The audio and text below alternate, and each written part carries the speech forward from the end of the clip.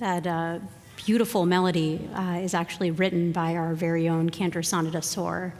And he's a little under the weather tonight, so he's not with us, but so beautiful to hear that. On Tuesday evening, I received a call from one of our congregants. That morning, she commuted into the city as she does every day, taking the train into Grand Central. And though when she arrived, before taking the subway downtown, she stopped in the restroom.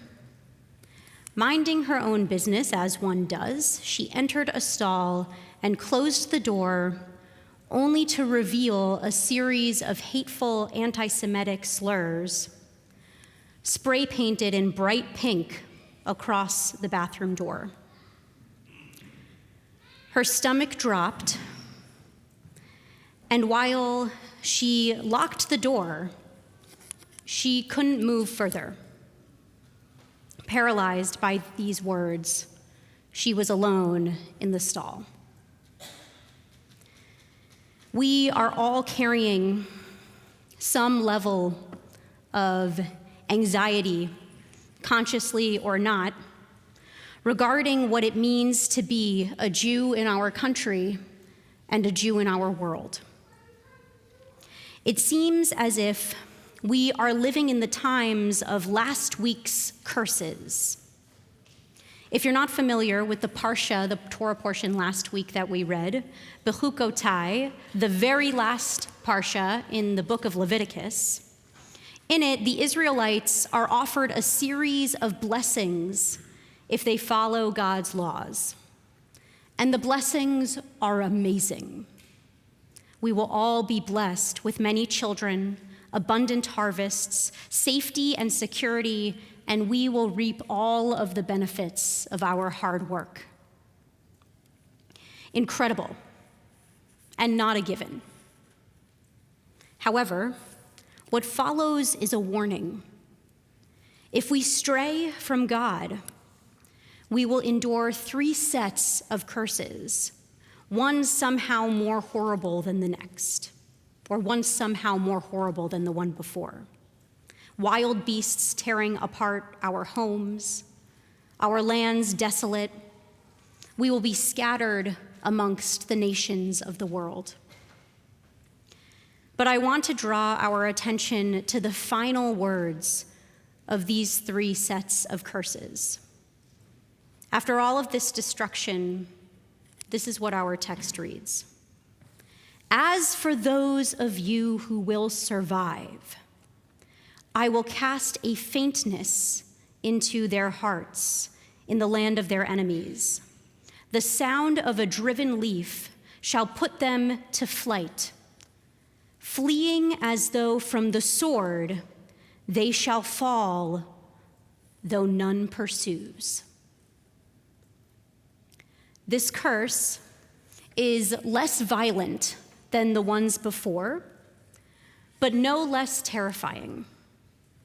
After this battering of curses, after we have endured such attacks, our hearts will be so faint, so frenzied, so fragile, that even the quiet sound of a small leaf falling from a tree above will bring us to panic.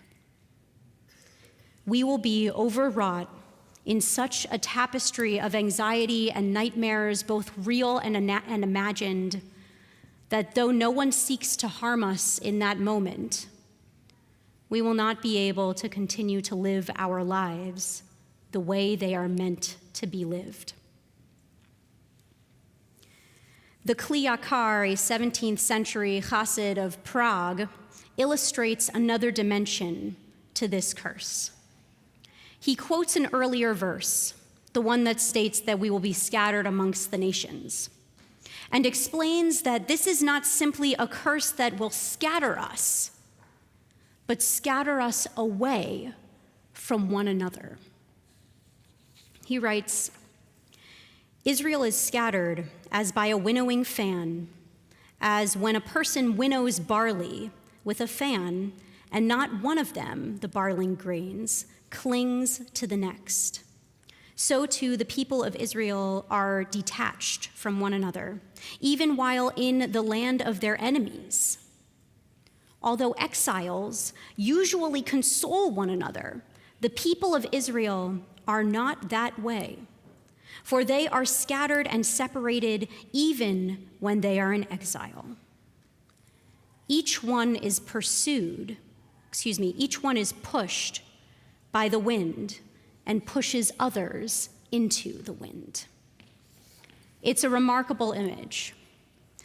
Though once the Israelites were one single barley stalk, as the wind blew from the fan, each floated off to another corner of the world. We would think that once in our separate corners, we would want to find other Jews, seek out other Israelites, to be in community. But instead, made weary by previous curses, stricken with fear, we turn against one another, isolating ourselves, and thus each individual Israelite actually becomes the driven leaf. What the Kli Yakar is describing is all too real for us. As we see anti-Semitism scrawled on both the doors of public bathroom stalls and, just a few days ago, on the doors of Hebrew Union College across the street from New York University. When we mourn the unfathomable and horrible loss of life that we did last week, it's actually normal to feel this way. Viktor Frankl once said, "An abnormal reaction to an abnormal situation is normal. So too, a fearful reaction to a fearful situation is normal." There are many days in which I hear one of these stories, and my second instinct, my second reaction is to call up one of my fellow clergy or one of my very good friends and seek them out and talk about it. But my first reaction is to go into my office and close the door behind me and sit on the floor. Luckily, I get to that second reaction. But my first reaction is to isolate myself. Make sure that everything is actually outside of the walls of my small office. You can imagine someone sitting in that posture, hunched over, more than likely looking at our phones, doom scrolling through the news, reading one senseless article or headline after another, in a low state spiritually and physically. But our Parsha this week, Bamidbar, shows us another way. As we open a new book of Torah aptly named Numbers, we learn that God and Moses are going to take a census of the people and counting. How many of us do we have in Am Yisrael, in the people of Israel? Now, there are many different Hebrew words, specifically biblical Hebrew words, to use to count. Lifkod, lispor, lachshov, the list goes on. This is the verb to count. But the one used here in the second verse of this book is actually a phrase, se'u et rosh, literally meaning raise your head. Let us raise our heads. In those moments in which we are hunched over, let us stand straight. What happens when we raise our heads in order to be counted? First, of course, our posture shifts. We are no longer hunched over, able to be blown or even swayed by the wind. But not only that, when we raise our heads, we are able to see that it is not our enemies who surround us, but our community.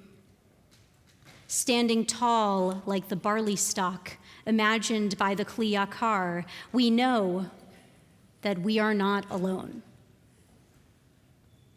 As you look around the room, no doubt back a little bit more straightened, neck moving from side to side, really take a look at the people who are around you.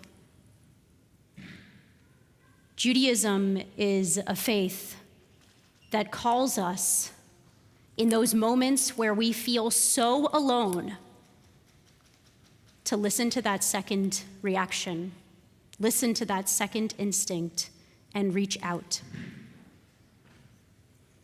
When you look into the eyes of another in this community, you'll see those to whose home you went for Shiva. You'll see those to whose home or whose baby naming you celebrated. You will see the eyes of not your enemy, but our community. Shabbat Shalom.